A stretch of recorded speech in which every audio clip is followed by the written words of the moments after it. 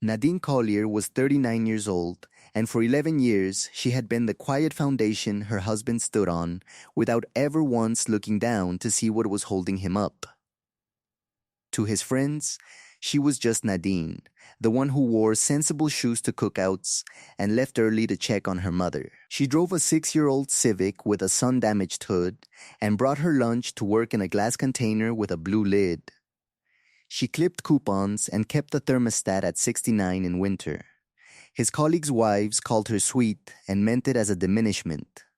What happened to change all of that started with a lock she didn't recognize and a safe she had built herself. One Tuesday afternoon in early November, she came home to find her own safe sitting open in the walk-in closet. The combination dial turned to a number that wasn't hers. The $100,000 in cash she had layered there over 4 careful years, 7 bills at a time, was gone. Every envelope, every stack. The velvet pouch at the back where she kept her grandmother's rings was missing too. Her husband's car was in the driveway. His cologne was still in the air. What Marcus had no idea about, not in 11 years of marriage, was that Nadine had spent the last 3 of them building something he had never been invited to see. What happened next would cost him everything he thought he had taken. Before we jump into the story, comment where in the world you are watching from and subscribe, because tomorrow's story is one you need to hear. The morning she found out began like any other. The light came into the bedroom at that particular November angle that turned everything amber and soft, and Nadine was already awake before it arrived, sitting at the small table in the corner of the room with a mug of black coffee she had brewed exactly the way her father taught her. He used to say the quality of a morning was determined by whether you rushed it or received it. She had received every morning for as long as she could remember. It was the only inheritance he had left that required no paperwork. She was 39, and she was a structural engineer with the City of Charlotte's Public Works Division. She had been for 13 years.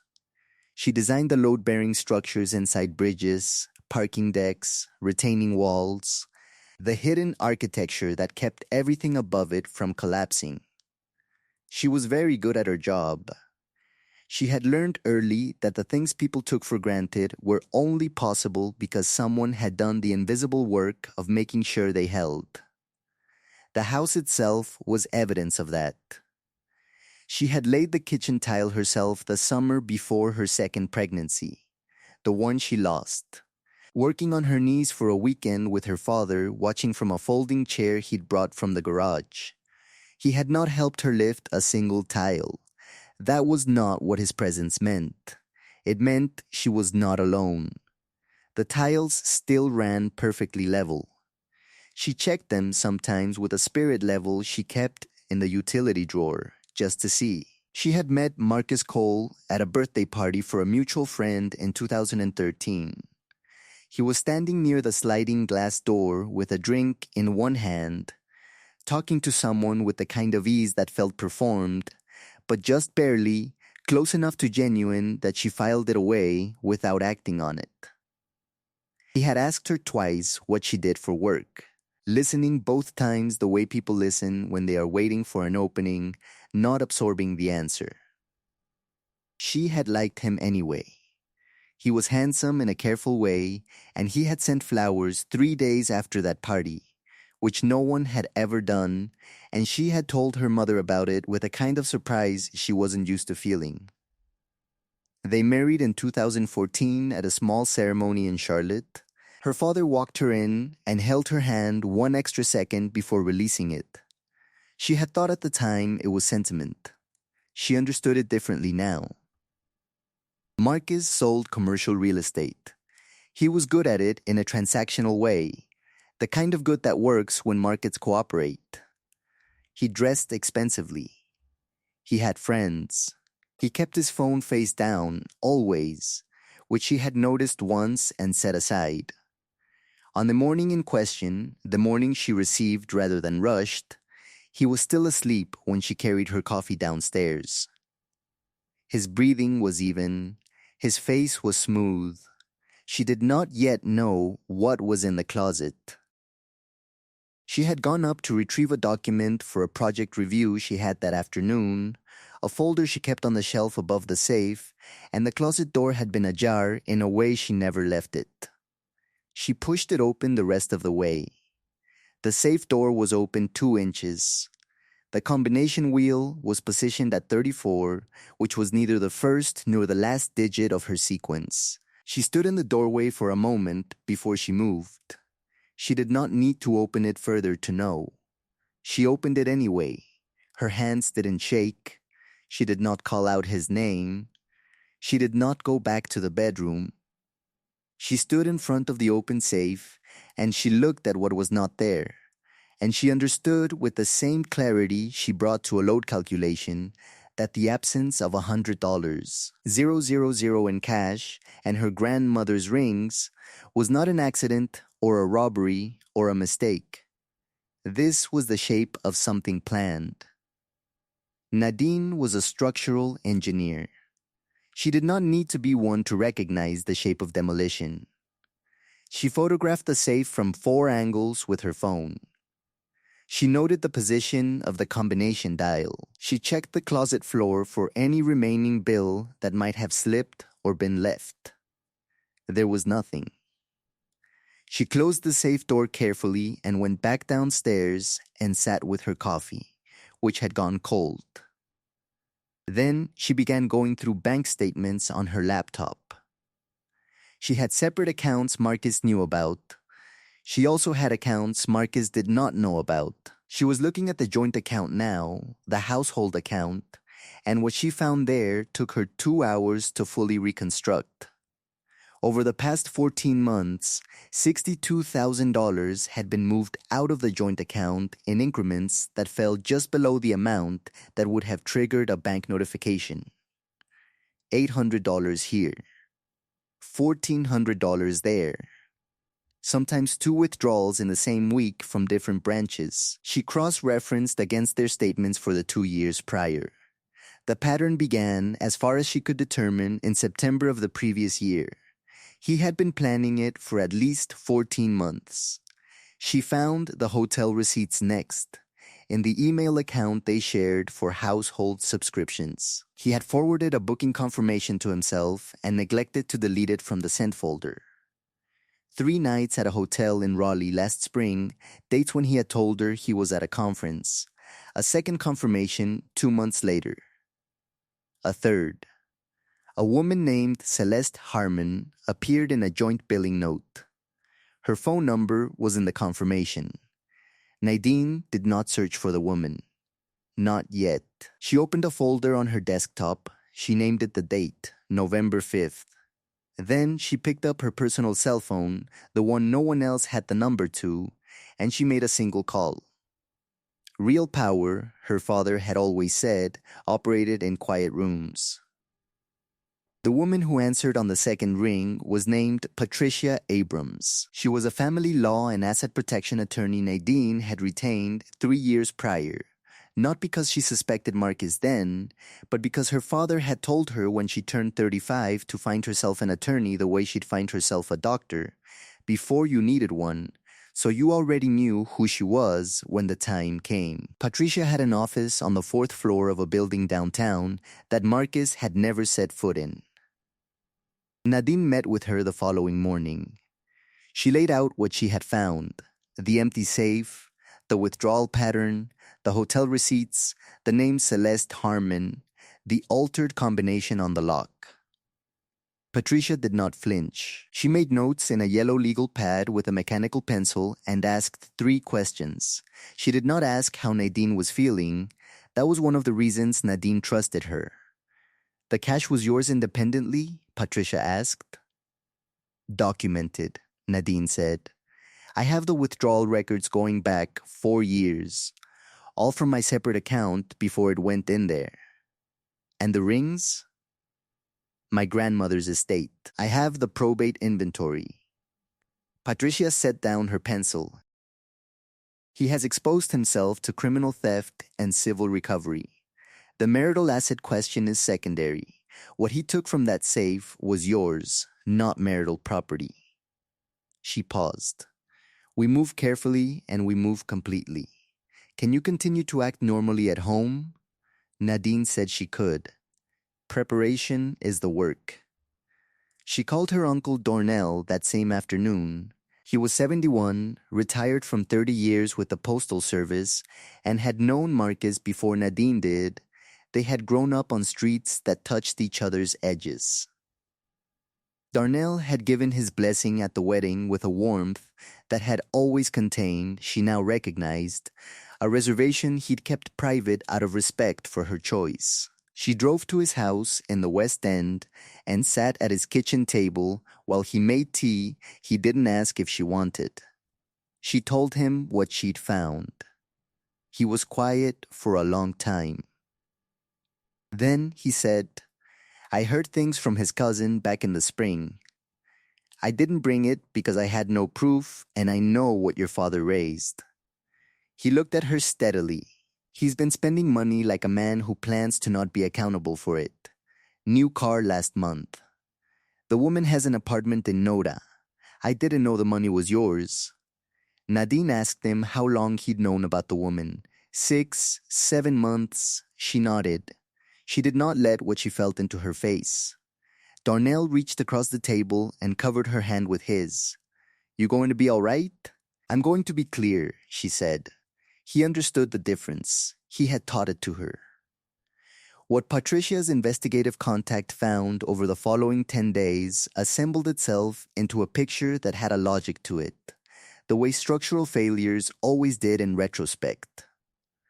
Celeste Harmon was 31, an event coordinator who had met Marcus at a corporate function 18 months ago. She had an apartment on North Davidson that cost $2,100 a month. The lease had been signed with a guarantor, a numbered LLC registered in Marcus's name that had been filed in Delaware the same month the joint account withdrawals began. The LLC held an interest in a commercial property in Concord that Marcus had told Nadine he had failed to secure financing on 2 years ago. He had not failed to secure financing. He had secured financing in the LLC's name. The property had since appreciated by $180,000. Patricia's contact found a second property with the same structure. None of this had been disclosed in any of their joint financial conversations. Marcus had been constructing an exit from the marriage while sleeping in the same house, sitting at the same table, and asking her to pass the salt. She had cooked dinner on 3 separate nights during the 10 days she was building the file, and he had eaten it without incident. On Thursday of the second week, he had asked her to remind him of a dentist appointment, and she had done so. She had asked about his day. He had answered. The performance on both sides was complete, but only one of them knew it was a performance. She drove, and she documented, and she waited. Some things were worth the patience to build right.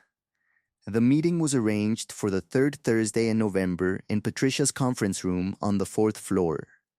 It was not a surprise ambush. Patricia had sent formal correspondence to Marcus's personal email with a legal notice of asset dispute and an invitation to attend with counsel.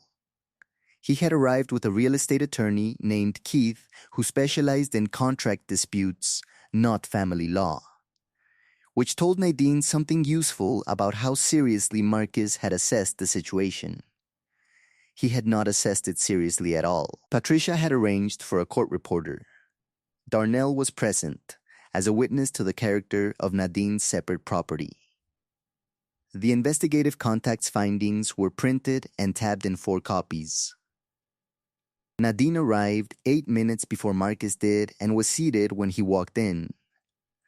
He looked at her the way he had always looked at her when he expected her to make things easier for him. Patricia opened by placing 3 documents on the table: the bank records showing the withdrawal pattern, the probate inventory of Nadine's grandmother's estate listing the rings by description, and the criminal complaint that had been filed that morning with the Charlotte-Mecklenburg Police Department for theft of personal property. Marcus's attorney leaned forward. Marcus himself did not move. Patricia continued without raising her voice. She laid out the LC structure, the Delaware registration, the Concord properties, the lease on the North Davidson apartment, and the 14 months of incremental withdrawals from the joint account. She cited the total figure, $162,000, when the cash, the ring's appraised value, and the joint account withdrawals were combined. The investigative contact summary was placed on the table. Marcus had no idea, not in 11 years of marriage, that Nadine had been represented by Patricia Abrams for 3 of them. He had no idea that she had a secondary financial structure built entirely outside the marriage, seed capital she had been growing since the year before they wed. He had no idea that the property in Concord, the one he had hidden in the LLC, was accessible to her counsel's review because Patricia had identified it through public records, and the LLC's Delaware filing named him personally. His attorney whispered something to him. Marcus looked at Nadine. He said her name like a question. She met his eyes calmly. She had designed the load-bearing elements of structures that kept bridges standing for 40 years. She knew the difference between a thing that was built to last and a thing that looked like it was until something real pressed against it. "I'm not angry," she said. "I'm clear. Those are very different things." His attorney asked to pause the meeting. Patricia said that was fine and that the criminal complaint would proceed regardless of the civil findings. She reminded Marcus's counsel of the specific statutes under which the theft charge had been filed. Darnell, who had not spoken once, stood up when Nadine stood up. He held the door for her. She walked out of that conference room without looking back, and the room held its silence behind her like a structure that had just been tested and found sound. 7 months later, the light through her new windows came in differently. It came in from the east now, across a yard she had landscaped herself over a 6-week span in the early spring. A Japanese maple at the corner that would be full red by October, raised beds along the south fence where the tomatoes were already splitting at the seams. She had the porch she wanted. She had designed the posts herself, and her uncle Darnell's nephew had built it to her specifications over a long March weekend while she watched from the same kind of folding chair her father used to bring to things like that. His name was Calvin. He was a high school history teacher who had come to Darnell's cookout in April and asked her twice what her work involved, and listened both times as if he was actually filling in a picture rather than waiting for his turn. He had a grown daughter he spoke about with uncomplicated pride. He did not perform for Nadine's approval. He did not need to. She noticed the Concord properties had been seized as part of the civil judgment. The Delaware LLC had been dissolved. Marcus had surrendered his real estate license pending the criminal proceeding, and the charge had proceeded. His attorney had negotiated, and the resolution had included restitution for the full $162,000, structured over time, but documented, binding, and enforceable. His girlfriend Celeste had vacated the North Davidson apartment within 60 days of the LLC's assets being frozen. She had moved, according to Darnell's reliable knowledge of these things, back to her family in Greensboro. Marcus was working for a property management company in Gastonia, showing units. Someone had told Nadine this, and she had received the information the way she received most things now. Calmly, without particular feeling, and without forwarding it to anyone. His mother had called Nadine once in April. Nadine had let it go to voicemail. The message was an apology, and she appreciated it from a distance without needing to respond. She sat on her new porch on a Thursday morning in late June, her coffee black and hot, the maple putting out its new growth in that particular early green that would deepen by August. Calvin was inside. She could hear the sound of him in the kitchen. She had built everything worth keeping. "I hope you enjoyed that one. Be sure to like the video and subscribe so you don't miss the next story. I've picked out 2 more for you that I think you'll really like.